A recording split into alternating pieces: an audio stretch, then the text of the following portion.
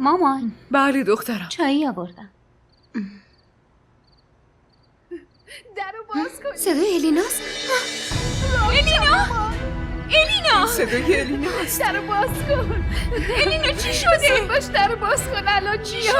الینا درو باز کن رام شد. الینا چی شده؟ مامان چی شده؟ چی شده؟ درو باز کن. الینا چی شده؟ یه چیزی بگو. چی شده آخه؟ چی شده؟ مامان عزیزم بگو چی شده؟ چی شده عزیزم بگو چی شده؟ چی شده عزیزم؟ الینا چی شده؟ بگو چی شده دخترم؟ چی شده آخه؟ مامان چرا گریه میکنی؟ چی شده؟ بگو عزیزم. چی شده عزیزم؟ چرا اینجوری شدی؟ بگو علی کجاست؟ مامان من نمیدونم اون کی بود. کجا ولت کرد؟ یعنی چی آخه؟ مامان من نمیدونم اون کی بود. من دارم راست میگم. من نمیدونم کی بود. زندگیم نابود شد. بسه دیگه آروم باش. روشا بگیرش. مامان نمیدونم پسر کی بود. آروم باش. اون منو ول کرد و رفت. آخه چی شده؟ کجا ولت کرد و رفت؟ بگو کجا رفته پسره؟ مامان قسم میخورم من نمیشناسمش. قسم میخورم. نمیدونم چرا علی بهم اعتماد نمیکنه. واسه همیشه منو ول کرد و رفت. باشه مامان بسه عزیزم بسه هیچی نمیشه. من پیشتم قربونت برم. نه عزیزم. اون به من گفت هرزه. نه تو که میدونی من هرزه نه عزیزم هیچی نمیشه عزیزم. زندگیم نابود شد مامان. مزخرف میگه عزیزم. مزخرف میگه. وایسا من باهاش حرف میزنم. من میدونم اون. بیا بخور عزیزم بخور. من باهاش حرف میزنم. بخور عزیزم. قربونت برم عزیز دلم. من هرزه نیست. عزیزم بسه. پسر با خون سردی کامل گفت که من الینا هستیم. نمیدونم چرا این حرف رو زد. الینا یکم فکر کن. شاید جایی اونو دیدی. منظورم که تو دانشگاهه یا با دوستی چیزی. ندیدمش مطمئنم. دارم میگم اولین بار بود. تو که میدونی من به راحتی کسی رو فراموش نمیکنم. آره میدونم فراموش نمی کنی ولی بعضی وقتا پیش میاد. خب اون به علی پیاما رو نشون داد و گفت که من فرستادم.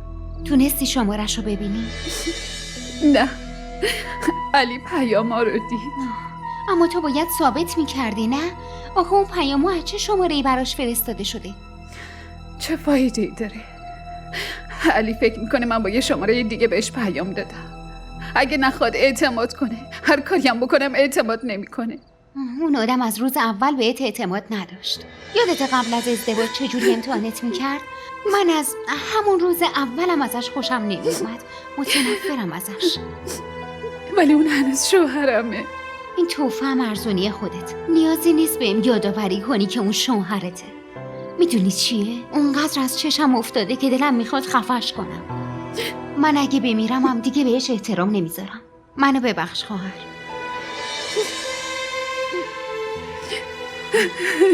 چرا اینجوری شد؟ باشه فعلا یکم بخواب.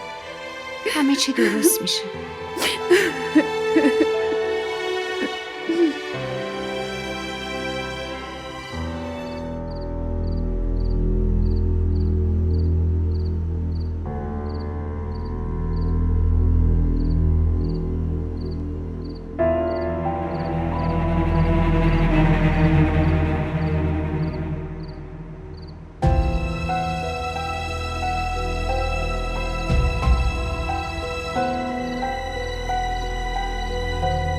نه علی من این آدم رو نمیشناسم.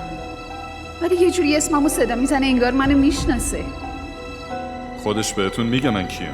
تو چت شده؟ این چه حرفیه که میزنی؟ من اولین باره که دارم میبینمت. نکنه دیوونه ای؟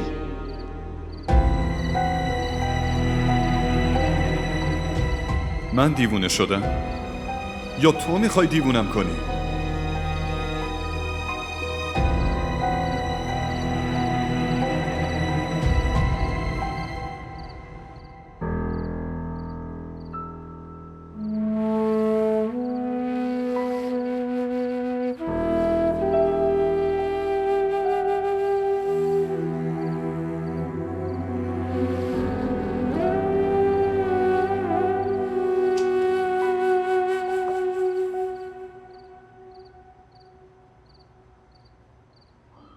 مامان غذا رو بکش، گشنم شده. باشه. کی زنگ میزنه؟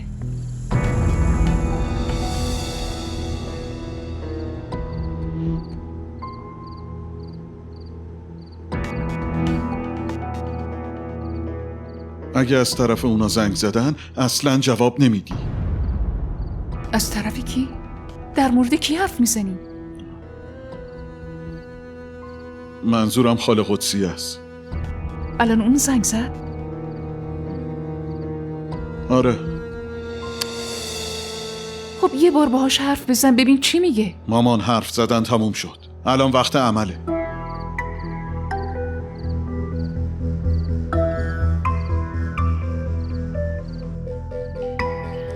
الان داره به من زنگ میزنه. به من ربطی نداره، من به شما گفتم جوابشو نده. وا اگه اومد دم خونه چی؟ اون وقت رو وا نمی کنی. علی تا کی میخوای اینجوری کنی؟ تا هر وقتی دلم بخواد. به زینت بگو که غذای منو بکشه، خیلی گشنم شده.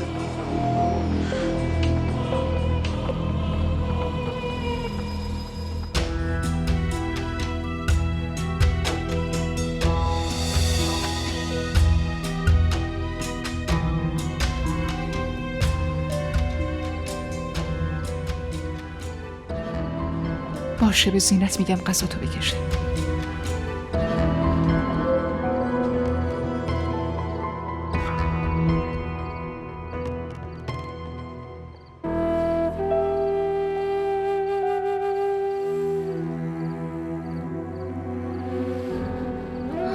به سختی تونست بخوابه.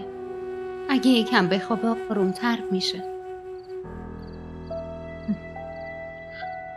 با اونا تونستین حرف بزنی؟ چه جوری حرف بزنم؟ اگه تلفن رو جواب میدن. نمیدونم چه اتفاقی افتاده. انگار آب شدن رفتن زمین. هیچ کس تلفن رو جواب نمیده. چرا باید جواب بدن؟ اونا از قصد بر نمیدارن که حرفی نزنن. اما بدون حرف زدن چه جوری این مشکل حل بشه؟ وقتی عقلشون بیاد سر جاش خودشون میان و مشکل رو حل میکنن. لازم نیست دیگه زنگ بزنی. رامشا لطفاً درست حرف بزن. اون شوهر خواهرته. شوهر خواهری که دلم نمیخواد قیافش رو ببینم. چه برسه به این که احترامم بهش بذارم. من نمیتونم این کارو کنم مامان، خیلی عذر میخوام. پس چی کار کنم؟ به نظرم بهتره با داداش حرف بزنی. ببین اون چی میگه. نگران نباش، همه چی درست میشه.